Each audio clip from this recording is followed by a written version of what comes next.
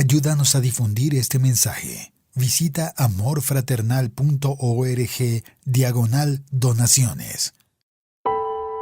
Estás escuchando El Rey que no ves, una serie de estudio bíblico del libro de Apocalipsis.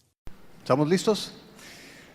Vamos a hacer lo siguiente, vamos a leer el capítulo 13 hasta el versículo 10. Y después de leerlo, oramos y luego nos echamos un clavado en el texto, ¿ok? Verso 1 dice: Me paré sobre la arena del mar y vi subir del mar una bestia que tenía 7 cabezas y 10 cuernos, y en sus cuernos 10 diademas, y sobre sus cabezas un nombre blasfemo. Y la bestia que vi era semejante a un leopardo, y sus pies como de oso, y su boca como boca de león. Y el dragón le dio su poder y su trono y grande autoridad. Vi una de sus cabezas como herida de muerte, pero su herida mortal fue sanada, y se maravilló toda la tierra en pos de la bestia. Y adoraron al dragón que había dado autoridad a la bestia, y adoraron a la bestia diciendo: ¿quién como la bestia? ¿Y quién podrá luchar contra ella? También se le dio boca que hablaba grandes cosas y blasfemias, y se le dio autoridad para actuar 42 meses. Y abrió su boca en blasfemias contra Dios, para blasfemar de su nombre, de su tabernáculo y de los que moran en el cielo. Y se le permitió hacer guerra contra los santos y vencerlos. También se le dio autoridad sobre toda tribu, pueblo, lengua y nación. Y la adoraron todos los moradores de la tierra, cuyos nombres no estaban escritos en el libro de la vida del Cordero, que fue inmolado desde el principio del mundo. Si alguno tiene oído, oiga. Si alguno lleva en cautividad, va en cautividad. Si alguno mata a espada debe ser muerto. Aquí está la paciencia y la fe de los santos. Amén. Padre, te pedimos para que también nos guíes a través de tu palabra. Señor, danos entendimiento, danos de tu sabiduría, guíanos con tu Espíritu Santo, Señor. Y te pedimos para que podamos ver el llamado que tenemos, Señor, como tu pueblo. El llamado para entregar nuestra lealtad, nuestra fidelidad, nuestra adoración al único Rey de Reyes y Señor de Señores, al soberano del universo. Te pedimos, Señor, que tú nos guíes, que tú quites toda distracción en nuestra mente, que podamos estar enfocados, centrados en ti, pues tú eres el centro de esta reunión, tú eres la razón por la cual estamos aquí reunidos, y que sea para tu gloria, Señor, en el nombre de Jesús, amén.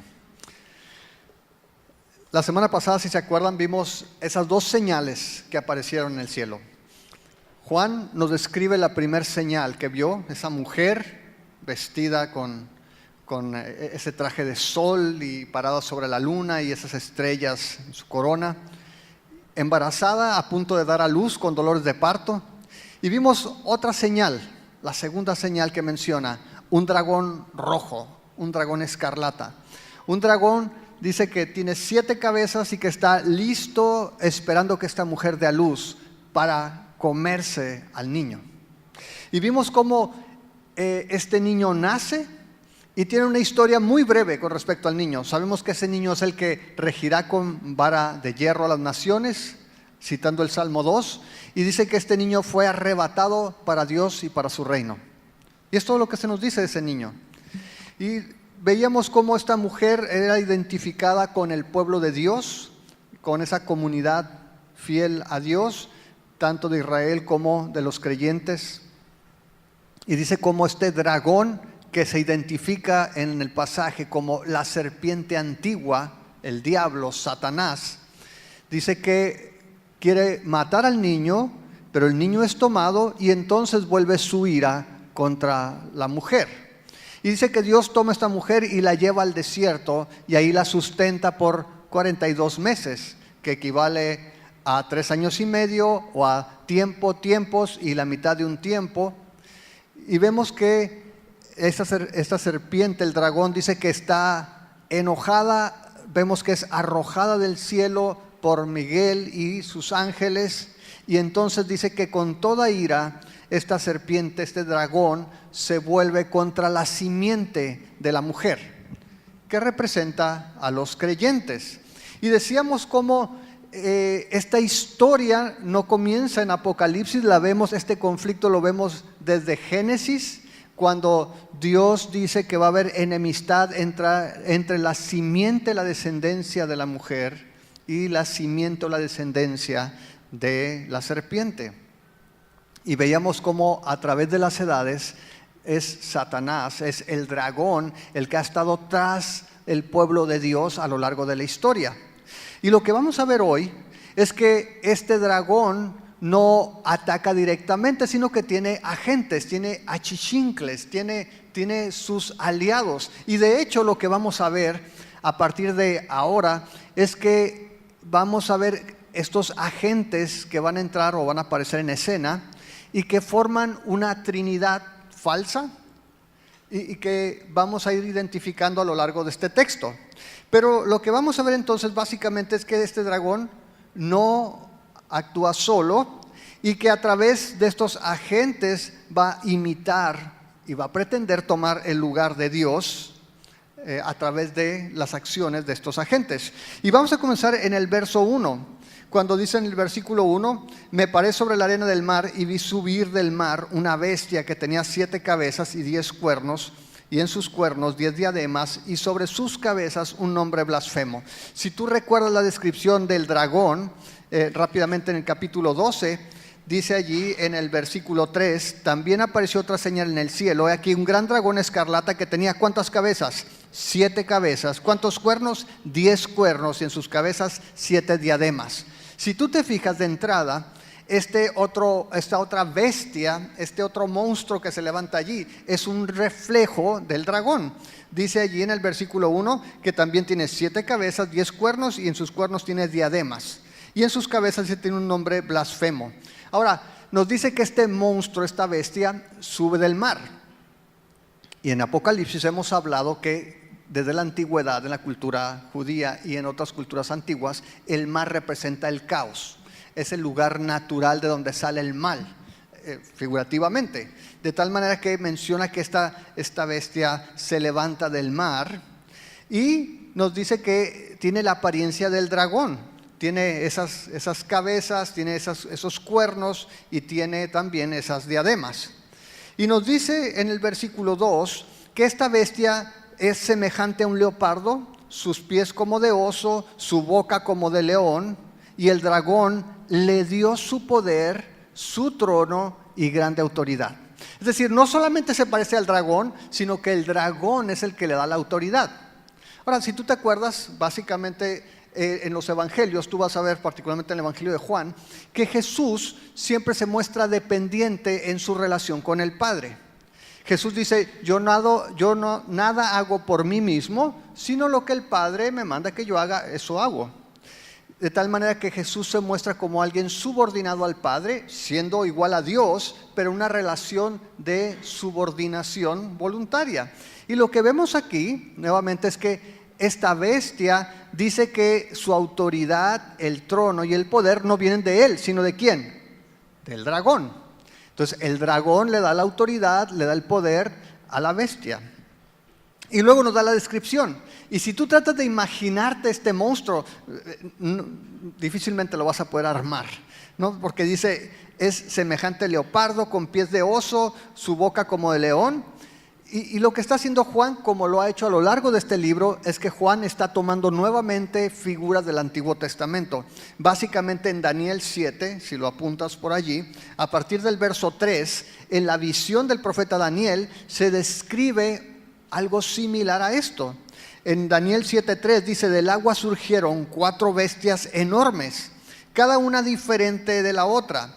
La primera bestia era como un león con alas de águila. Mientras yo observaba, le fueron arrancadas las alas y se quedó de pie en el suelo sobre sus 2 patas traseras como un ser humano, y se le dio una mente humana. Luego vi a una segunda bestia que parecía un oso.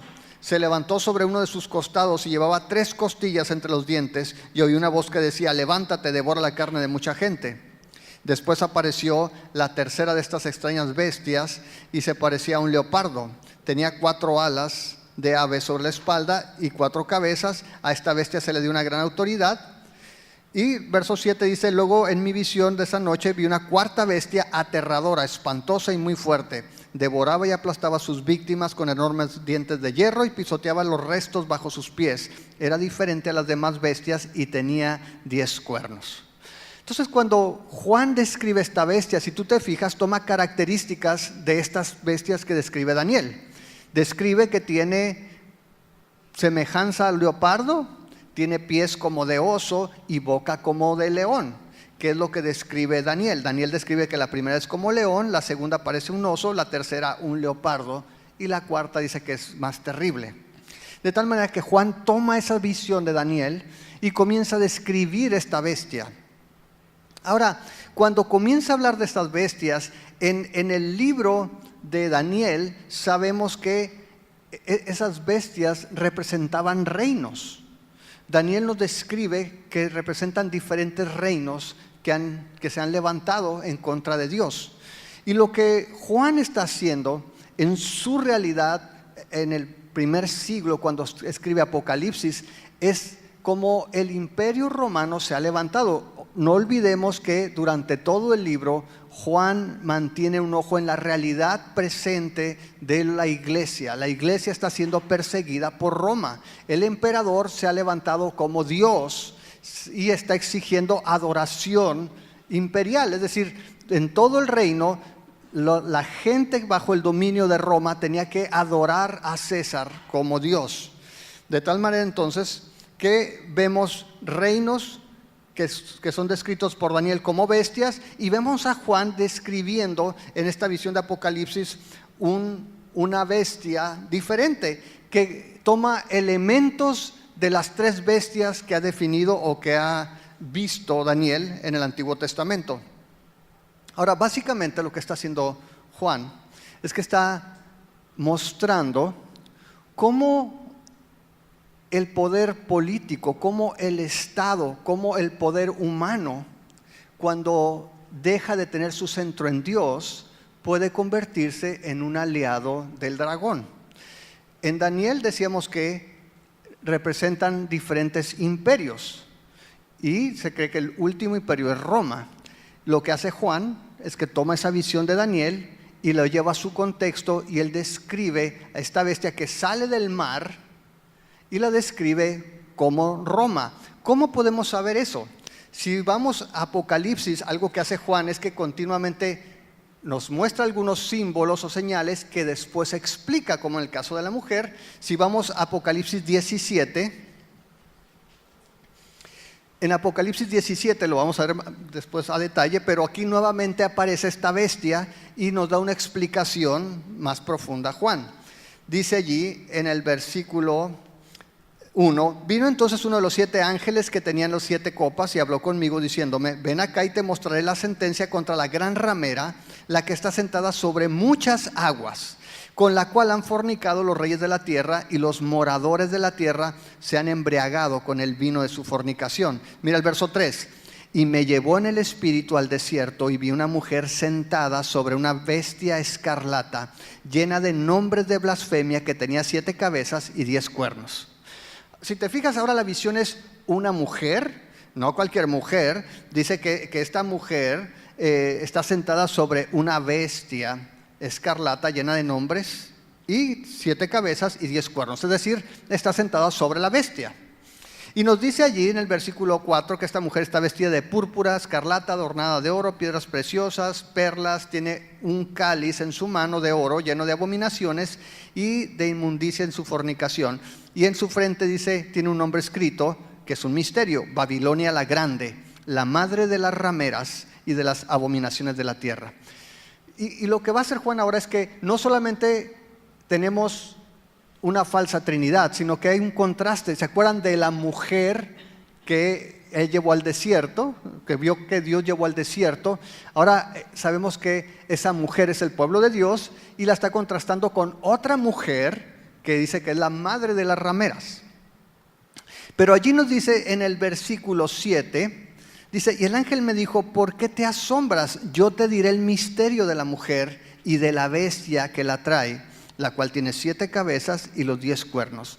La bestia que has visto, fíjate cómo la menciona: era y no es, y está para subir del abismo.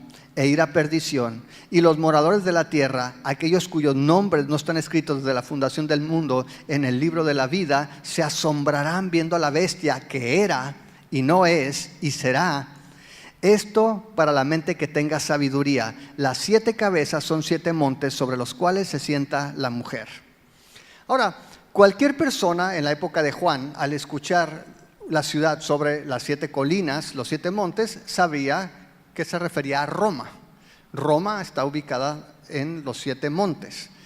De tal forma que Juan lo que está haciendo, está describiendo el secreto, es el misterio de la bestia. Aquel que tenga entendimiento, que sepa que esta bestia es aquella que está sobre los 7 montes, Roma.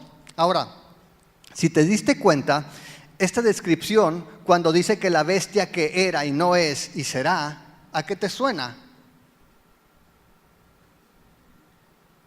Yo soy el que es, el que era, que es y que ha de venir.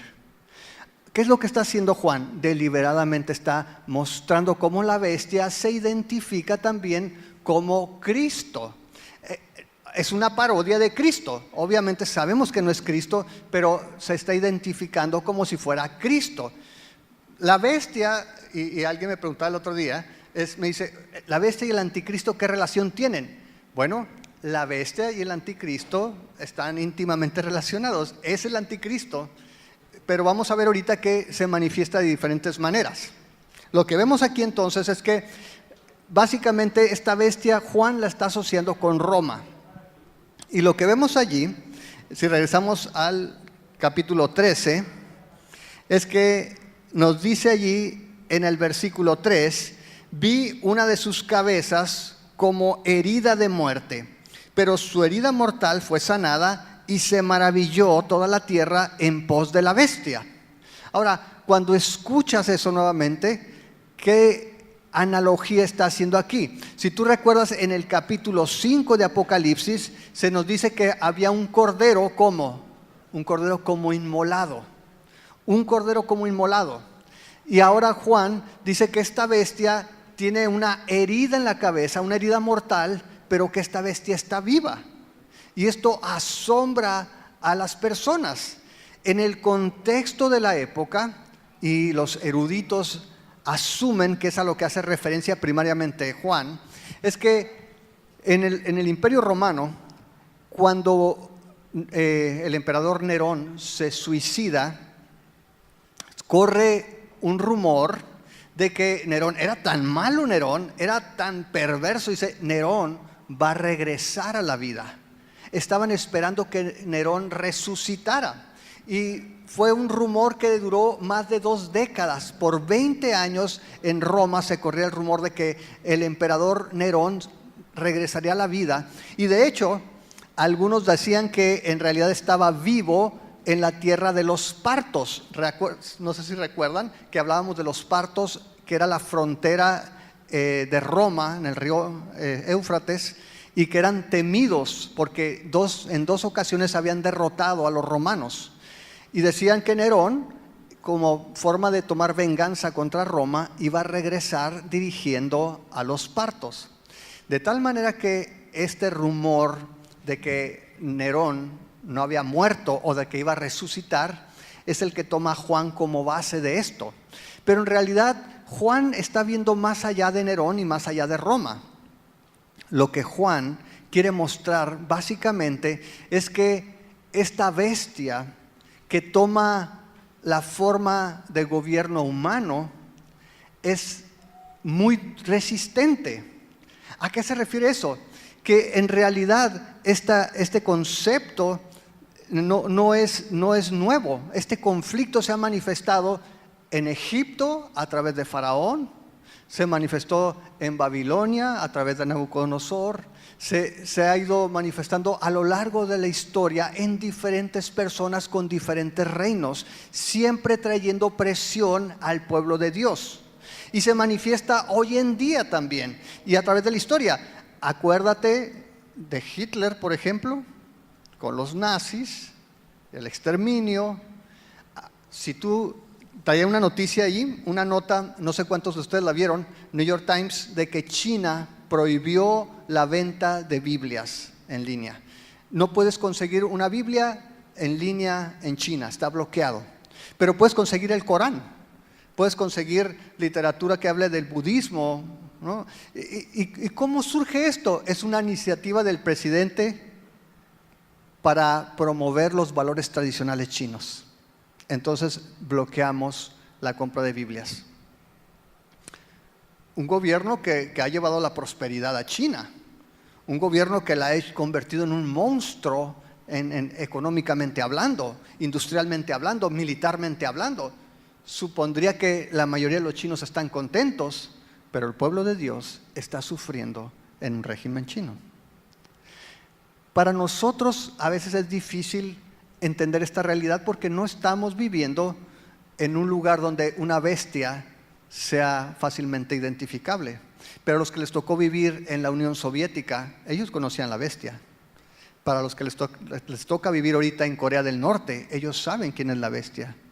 Para los que viven en algún régimen musulmán o cuando se proclama un Estado islámico, ahí vas a saber quién es la bestia. No sé si me explico. El poder humano, el gobierno humano, cuando se aleja, cuando quita el centro de Dios, entonces se convierte en un gobierno de la bestia, porque comienza a oprimir y es piloteado detrás por el dragón para atacar a la iglesia.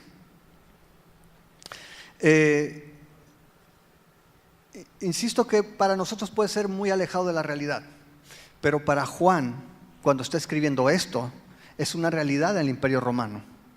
Para Juan, varios emperadores se han levantado y han perseguido a la iglesia. Y Juan veía en el poder humano, en el gobierno humano, por detrás sabía que estaba el dragón. Podía ver que la bestia era usada para perseguir a la iglesia. De hecho, vamos a regresar otra vez al capítulo 13. Mira lo que dice aquí, en el versículo 3. Dice: vi una de sus cabezas como herida de muerte, pero su herida mortal fue sanada, y se maravilló toda la tierra en pos de la bestia. ¿Y cuál es la consecuencia? Verso 4. Adoraron al dragón, que había dado autoridad a la bestia, y adoraron a la bestia diciendo: ¿quién como la bestia y quién podrá luchar contra ella? Ahora, cuando tú escuchas ese pasaje, si apuntas por allí, Éxodo 15:11 es el canto de Moisés. Y Moisés dice: ¿quién como tú, oh Jehová, entre los dioses? ¿Quién como tú, magnífico en santidad, terrible en maravillosas hazañas, hacedor de prodigios? Y nuevamente Juan toma esa alabanza y la pone por la gente hacia la bestia. ¿Para qué? Para contrastar otra vez cómo esta falsa trinidad toma o puede tomar el lugar de Dios y engañar a las personas. Y las personas se vuelven y adoran a la bestia. Ahora, Roma era adorada, el emperador era adorado no por su sacrificio, no por su amor sacrificial. ¿Por qué? Por su fuerza. Roma trajo la paz al imperio, lo que se llama la Pax Romana, que era: al que se ponga el tiro, lo matamos. Entonces había paz relativamente en el imperio. Entonces todos adoraban a la bestia. Y lo que está hablando precisamente de que es difícil matar a esta bestia es porque la bestia vuelve a surgir a través de los años, a través de la historia en diferentes naciones, por más que traten de acabar con ella.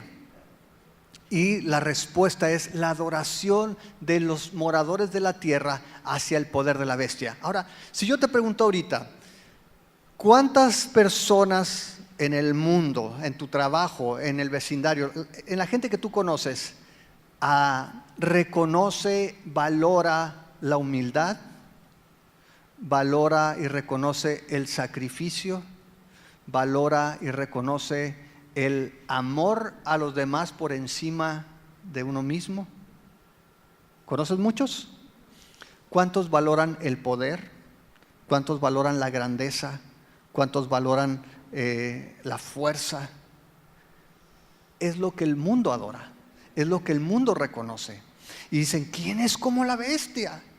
Dice, la adoraron. ¿Quién podrá luchar contra ella? Dice el versículo 4. Dice el verso 5, también se le dio boca que hablaba grandes cosas y blasfemias, y se le dio autoridad para actuar 42 meses. ¿Te acuerdas de esos 42 meses? 3 años y medio, tiempos y la mitad de tiempo. Otra vez, estamos hablando del mismo periodo de tiempo.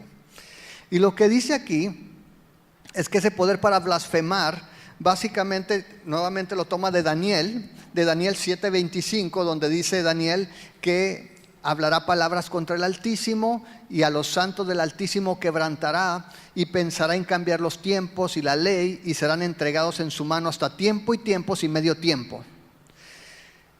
Básicamente, nuevamente Juan voltea al Antiguo Testamento, ve la experiencia de Daniel refiriéndose a Antíoco. ¿Se acuerdan que hablamos de Antíoco, el rey Seleucida, que profanó el templo, que quiso helenizar a los judíos, quitar la adoración a Dios, quitar la ley y culturizarlos, llevarles la cultura griega?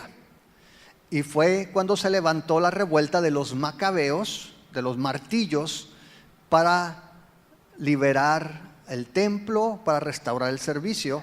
Y dicen que fue 3 años y medio, y de allí dijimos que este periodo de 3 años y medio representa gran tribulación. De tal manera entonces que Daniel toma esa experiencia y la pone en su visión. Juan la toma y dice que esta bestia también tiene ese poder para hablar blasfemias y para actuar durante 42 meses. Y sabemos otra vez que en el Imperio Romano los emperadores empezaron a proclamarse Dios. Y tengo algunos datos aquí. Por ejemplo, Nerón se llamaba a sí mismo el Salvador del mundo.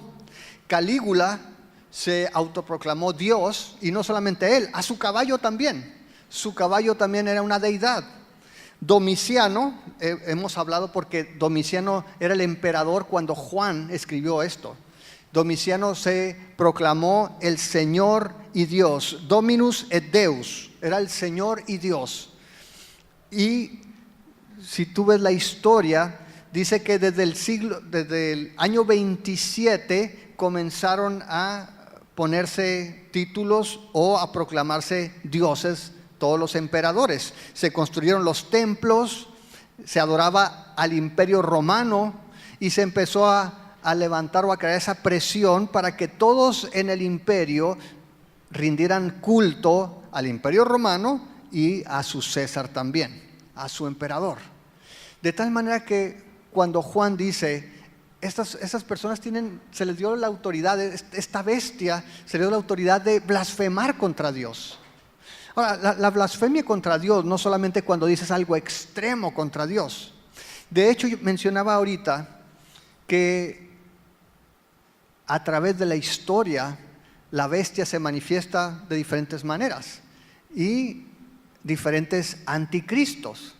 De hecho, en 2 de Tesalonicenses, en el capítulo 2, verso 4, Pablo menciona que el anticristo es el que se opone y se levanta contra todo lo que se llama Dios o es objeto de culto, tanto que se sienta en el templo de Dios como Dios, haciéndose pasar por Dios.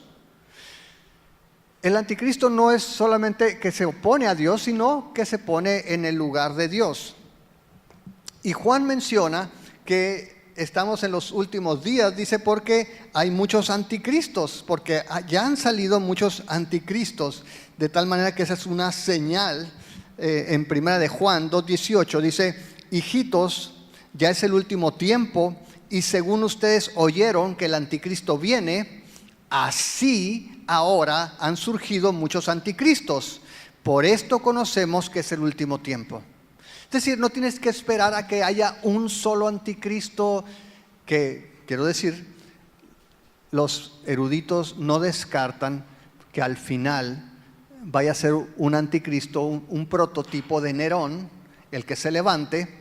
Pero lo que sí dicen es que a lo largo de la historia los anticristos han estado manifestando. Han venido aquellos que se hacen pasar por Cristo.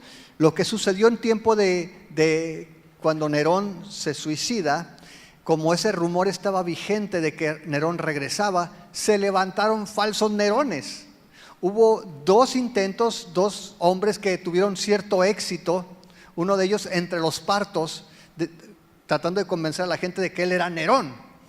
¿Sí? A lo que voy es que a lo largo de la historia, sea como Faraón, sea como Nabucodonosor, sea como Hitler, sea como la Unión Soviética, sea como Corea del Norte, hay diferentes estados, personas que se han levantado, autoridades humanas para desafiar a Dios y para perseguir a su pueblo.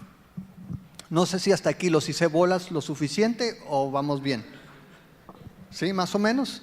Ok, el punto es este. Lo que está diciendo Juan es que detrás de todo poder humano que se levanta contra la iglesia está el dragón. El dragón es el cerebro, el ejecutor es la bestia, pero la bestia tiene diversas formas y a lo largo de la historia parece que la matan. ¿Dónde está ahorita Hitler? No sé si en el panteón, pero sin embargo sabemos que la bestia se ha levantado. ¿Dónde está Faraón? Pero sabemos que después de él la bestia volvió a vivir y la gente se sigue asombrando, la gente sigue adorando el poder, la gente sigue valorando la fuerza. Juan lo que está diciendo es, Roma es la bestia, pero esta bestia tiene muchas vidas, se vuelve a levantar a lo largo de la historia y por estos 42 meses se le ha concedido esa autoridad. Ahora, vimos que ese poder se lo dio el dragón a la bestia, pero sabemos que en última instancia es Dios quien está en control y Dios le ha permitido operar. De hecho, por eso si regresamos en el versículo 5, dice, también se le dio boca que hablaba grandes cosas y blasfemias y se le dio autoridad para actuar 42 meses. Esa autoridad se la dio Dios, ya lo vimos. Verso 6, y abrió sus bocas en blasfemias contra Dios, para blasfemar de su nombre, de su tabernáculo y de los que moran en el cielo. Básicamente está hablando contra todo lo que es Dios, su persona, el lugar donde habita y los que moran en el cielo, los ángeles. Y dice el verso 7, y se le permitió hacer guerra contra los santos y vencerlos. También se le dio autoridad sobre toda tribu, pueblo, lengua y nación. Ahora, esa frase otra vez es familiar porque esa frase la usan continuamente para referirse a Dios o para referirse al Cordero. Por ejemplo, en capítulo 5, cuando describen el cántico nuevo que se canta para el Cordero, en Apocalipsis 5:9 dice, cantaban un nuevo cántico diciendo, digno eres de tomar el libro, de abrir sus sellos, porque tú fuiste inmolado y con tu sangre nos has redimido para Dios de toda linaje y lengua y pueblo y nación. ¿Qué está haciendo Juan? Otra vez mostrando esta parodia de Cristo en la bestia. Esta bestia parece que todas las naciones, parece que de toda lengua, parece que de toda familia le están adorando. Pero hay una distinción. Mira lo que dice el verso 8.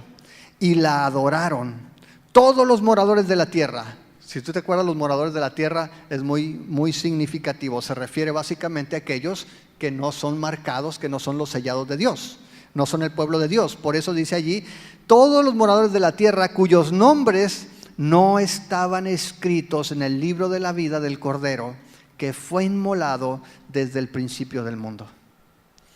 Todos aquellos que no son del pueblo de Dios adoran a la bestia. ¿Sí? Y dice que, ¿cuándo fue inmolado el Cordero? Desde antes de la fundación del mundo. Desde el principio del mundo. Dios no se lo sacó de la manga, ¿verdad? Dios no vio, hay un desastre, ¿qué hago? Y pues ni modo, Jesús, te toca. No, desde el principio del mundo el Cordero había sido inmolado. Era el Señor desde el principio del mundo. Se manifestó cuando vino pero el plan venía de la eternidad. Y dice que todos aquellos que no tienen ese sello, acuérdense, la bestia va a ponerle sello a los que siguen a la bestia. Pero ¿qué es lo que hizo el ángel? ¿Se acuerdan cuando son las trompetas? Lo primero que hace es que va y sella al pueblo de Dios. Otra vez, un contraste entre la obra de Dios y la de esta falsa Trinidad. Y dice allí, en el versículo 9, si alguno tiene oído, oiga. Y sabemos que esa frase es, pongan atención a lo que les voy a decir. Si alguno lleva en cautividad, va en cautividad. Si alguno mata a espada debe ser muerto. Aquí está la paciencia y la fe de los santos. Y allí hay una discusión sobre exactamente a qué se refiere este par de frases. Y básicamente el punto, si se fijan, está dirigido a los cristianos. Y es, va a haber cautividad y vas a morir a espada. Para eso es la paciencia y para eso es la fidelidad. Y si algo podemos aprender de esto, familia, es que lo que está en juego es nuestra lealtad y nuestra adoración. Cuando tú ves lo que sucede cuando esta bestia aparece, es que la gente voltea, lo ve y dice, ¿quién es como la bestia? Y dice, lo adoraron a él. Y cuando tú y yo adoramos cualquier otra cosa que no es Dios, eso es lo que se llama idolatría. Y es muy fácil, y aprovechando que estamos en época de campañas, a veces es muy fácil para nosotros que podamos caer incluso involuntariamente en un asunto de este tipo. ¿A qué me refiero? Primero, lo que nos dice aquí es que tenemos que entender algo. Todos los sistemas políticos, todos los reinos, todos los poderes humanos tienen el mismo defecto. ¿Cuál es? Todos son personas caídas. Todos están formados por pecadores. ¿Por qué crees que se pelea tanto por la democracia que incluye alternancia? Porque nadie quiere que alguien se quede por muchos años. Dice un estudioso, todos los sistemas son horribles, la democracia es horrible, pero junto a los otros tipos es lo mejor que podemos tener. ¿Por qué? Porque el poder absoluto corrompe. No, el poder corrompe y el poder absoluto corrompe absolutamente. Solamente Dios puede gobernar de una manera justa. Solamente Dios es el que puede traer paz y justicia a todos los hombres. Pero cuando nosotros nos volvemos a adorar a los sistemas, de hecho si tú lees el Salmo 2, cuando dice que el Hijo de Dios se está riendo de las naciones que se voltean contra Él, que se vuelven para desafiar a Dios. Y eso sucede y ha sucedido a lo largo de la historia. Un país, una nación, un líder se fortalece y la tendencia natural es apartarse de Dios, porque yo soy el líder. Miren, nos pasa a nosotros. ¿Nunca te ha pasado que cuando estás bien mal, no tienes trabajo, tienes broncas y dices, Dios, ayúdame, y estás orando? Digo, a mí sí me ha pasado. Me siento mal y lloro y oro, Señor, pero estoy bien. Y sí, Dios, soy cristiano, pero Dios lo agarro y lo pongo a un ladito hasta que vuelvo a necesitarlo y me doy cuenta que estoy vacío y que no tengo capacidad de nada. En los reinos pasa lo mismo, en los poderosos pasa lo mismo. Pero sucede que hoy en día las naciones pueden poner su confianza en su sistema, en su poderío militar. Yo les pregunto, ¿vieron los ataques a Siria? ¿Sí? ¿Alguien sabe? Ok, Estados Unidos, Inglaterra, Francia atacaron con misiles, con cohetes Siria. Se supone que destruyeron plantas donde fabrican armas químicas que estaban usando en el régimen del presidente Assad contra los que se rebelan contra su gobierno. Eso es lo que sabemos. Yo pregunto, ¿es una acción justa o es injusta? No respondas, nada más piensa. ¿Sobre qué base puedo yo ir y tirarte cohetes? No es para que respondas, es para que lo pienses. Ahora, sin embargo, aún nosotros podemos en algún momento poner nuestra confianza en nuestro país. Y lo que estamos viendo aquí es que nuestra lealtad y restricta solamente es para Dios. La Biblia nos dice, hay un capítulo en Romanos, capítulo 13, que nos habla del respeto y el deber que tenemos ante nuestras autoridades, siempre y cuando no nos pongan en contra de lo que Dios ha establecido. Nosotros debemos ser respetuosos de las leyes, nosotros debemos ser respetuosos de nuestras autoridades, pero nunca por encima del Rey de Reyes y del Señor de Señores. Y es importante. Si algo podemos aprender, y si quieres apuntar, primero, es que no pongas tu confianza en el poder humano. Ningún sistema político, ningún régimen, ningún líder va a resolver las cosas. Y la otra cosa es que todos los que están en autoridad, todos los líderes tienen la tendencia a apartarse de Dios. Así de que necesitamos mantener una sana reserva de los líderes o de los liderazgos humanos. Solamente Dios es infalible, solamente Él puede cumplir. Número 2, la Biblia nos llama a mantener un serio respeto por el Estado, pero siempre por debajo de nuestra lealtad a Dios. Nunca por encima de lo que Dios ha establecido. Siempre nuestra lealtad, nuestra fidelidad está para con el Rey de Reyes. Así de que, número 3, nuestra lealtad primariamente es al reino de Dios.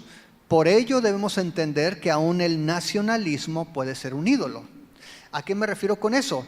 Que hay personas, y ahorita es un debate en Estados Unidos, Jeff y Lilia saben más de eso que yo, pero tú sabes que el presidente Trump, por ejemplo, ha dado muchas facilidades a la iglesia y hay muchos cristianos que están fascinados con él como presidente a pesar de sus acciones. Y el nacionalismo te lleva a poner a Dios por debajo de los intereses de tu país. Y como dijimos ahorita, es bueno servir a tu patria, claro, pero nunca por encima de nuestro Señor Jesús.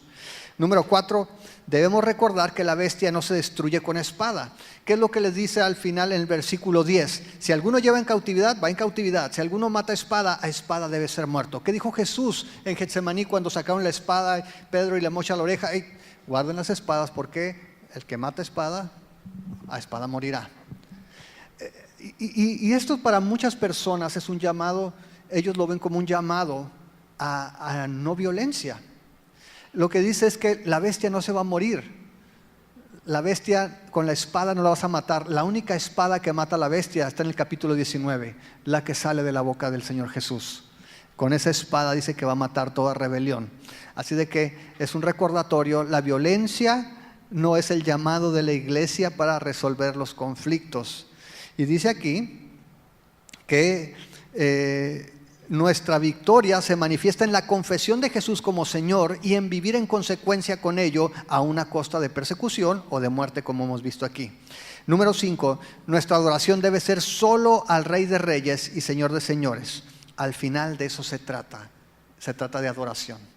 Todo esto que hemos visto en Apocalipsis es para ver a quién le vas a dar tu lealtad y a quién vas a adorar. Y cuando tú no adoras al centro de todo el universo, al centro de todas las cosas, que es el Señor, vas a adorar a cualquier otra cosa. Vas a seguir un falso Dios.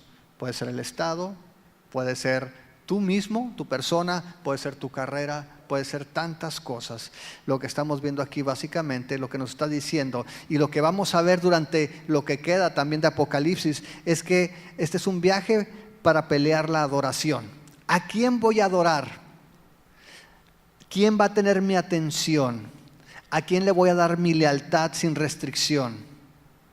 Dice un autor que en el capítulo 13 vemos algunas fotos, dice de hombres y mujeres que básicamente están constituidos o están hechos para adorar algún poder absoluto. Y si ellos no adoran al verdadero y real poder detrás del universo, van a construir un Dios para ellos mismos, le van a dar su lealtad a Él. Al final, siempre se trata de una decisión entre el poder que opera a través del sufrimiento, que es el poder de la bestia, y el poder que opera a través de aceptar el sufrimiento, es decir, el poder del Cordero. ¿A cuál de los dos vas a obedecer? ¿Aquel que inflige el sufrimiento o aquel que acepta el sufrimiento? ¿El que tiene el poder y usa el poder para oprimir o el que a pesar de su vida acepta seguir el camino del Cordero? Y de eso se trata, familia. ¿A quién vamos a obedecer? ¿A quién le vamos a dar nuestra lealtad? ¿Y a quién le vamos a dar nuestra adoración? Escuchaste El Rey que no ves, una serie de estudio bíblico del libro de Apocalipsis. Encuentra más estudios bíblicos en amorfraternal.org. Síguenos en redes sociales, Instagram, YouTube y Facebook.com/amorfraternal.org.